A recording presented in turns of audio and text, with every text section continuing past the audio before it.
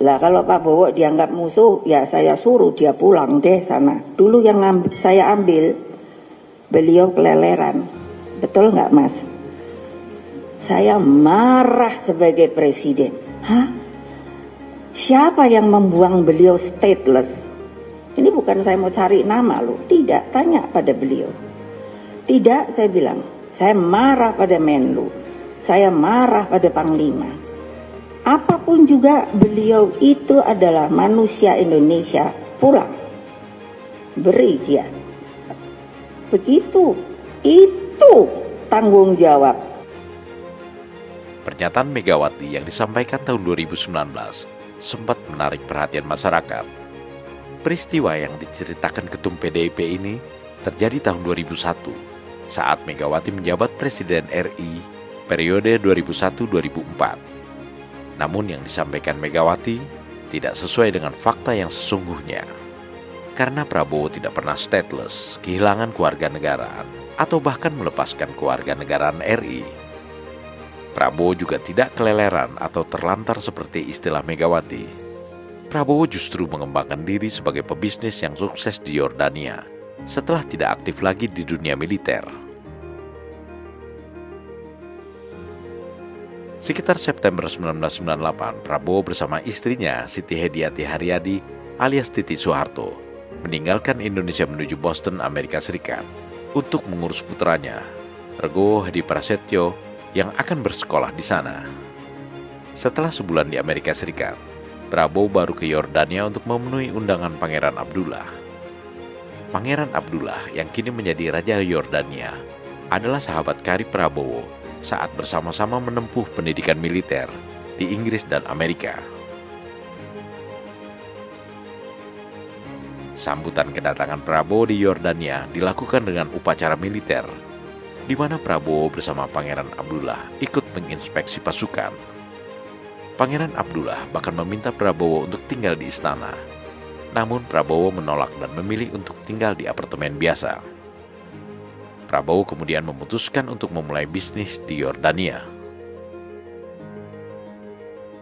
Kedekatan Prabowo dengan Raja Abdullah sempat menimbulkan spekulasi bahwa Prabowo akan berganti kewarganegaraan. Prabowo memang ditawari untuk menjadi warga negara Yordania, namun Prabowo menolak tawaran itu dan tetap mempertahankan statusnya sebagai warga negara Indonesia.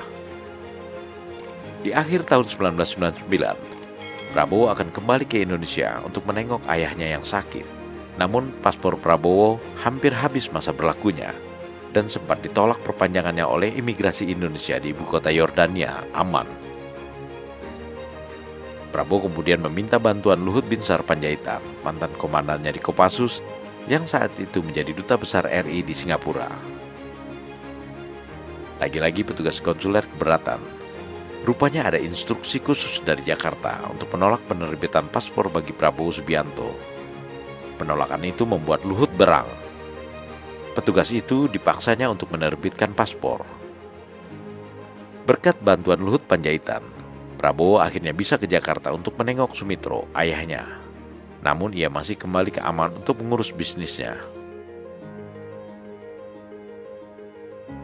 Tahun 2001, Prabowo memutuskan untuk kembali dan menetap di Indonesia.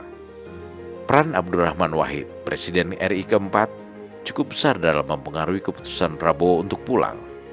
Sebelumnya, Prabowo sempat bertemu Gus Dur saat Gus Dur melakukan kunjungan kenegaraan ke Yordania tahun 1999. Setelah Gus Dur, Megawati juga meminta Prabowo untuk pulang. Selain itu, juga ada Taufik Yemas, suami Megawati dan tokoh kebangsaan, yang juga telah meminta Prabowo pulang ke tanah air.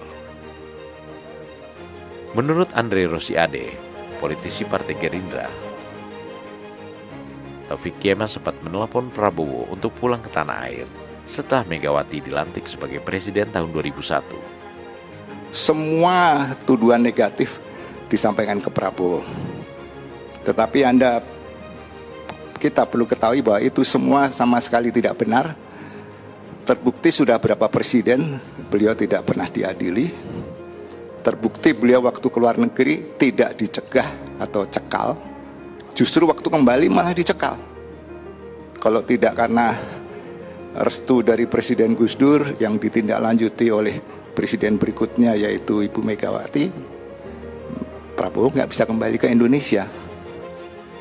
Selanjutnya, sejarah mencatat, Megawati dan Prabowo pernah berpasangan sebagai Capres dan Cawapres saat Pilpres 2004, namun kalah oleh pasangan Susilo Bambang Yudhoyono Yusuf Kala.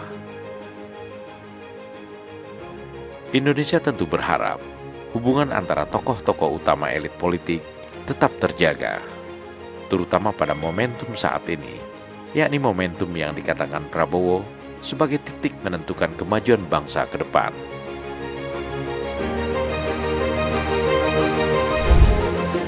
Prabowo Gibran, Man of Our Time.